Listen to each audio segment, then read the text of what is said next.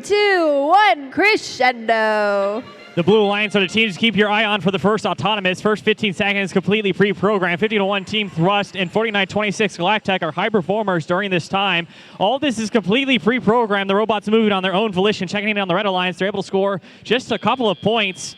Lots of available bonus points during the first 15 seconds. As we move into the remainder of the match, we're now in the tele-operated period. The players have picked up their controllers and maneuvering the robots that their teams built over the past 12 weeks. 81-16, that's Hatcher Robotics. They're a home team. Their trapezoidal shape allows them to fit into some wedged areas that most teams aren't able to.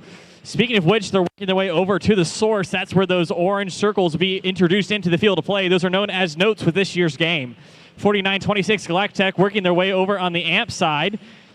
Red Alliance currently agreeing to cooperation. That means they've spent one note in the amp to lower that threshold required. The Blue Alliance also needs to agree that, though, for that to actually occur.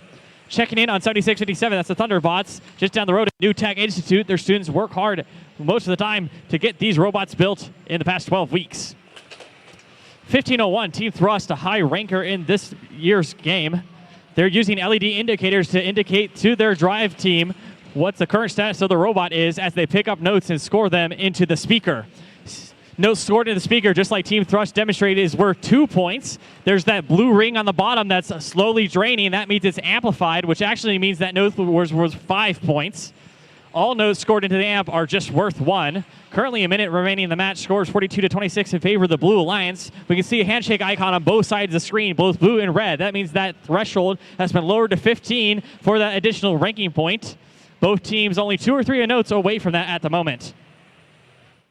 35-59, that's the Thundercats of Jasper, Indiana. Has a tank drive with 4 wheels on each side, 8 total, giving them lots of push power. They've been built to be a defending robot, and they're sitting pretty in that area.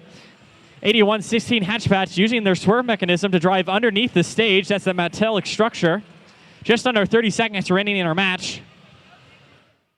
Here at 20 seconds, we'll hear a guitar riff just now. That means our human players are able to start throwing those specially marked notes and trying to spotlight their robots. We'll also see robots starting to climb and elevate themselves off the ground. That's 3 points for every robot elevated. 2 points. Red Alliance trying to get multiple robots in the same chain. That are bonus points available for them. 1501 Team Thrust successfully delivering it into the trap. And that's about it for qualification match 38 here at the Washington District, sponsored by Vincennes University in Toyota, Indiana. With a score of 58, 15 points over Red Alliance's 43. They're taking home 3 ranking points. That's 2 for winning the match and 1 for Melody. That means they've reached that note threshold. Red Alliance still getting 1 ranking point for that Melody as well. Plenty of scores in the speaker for both.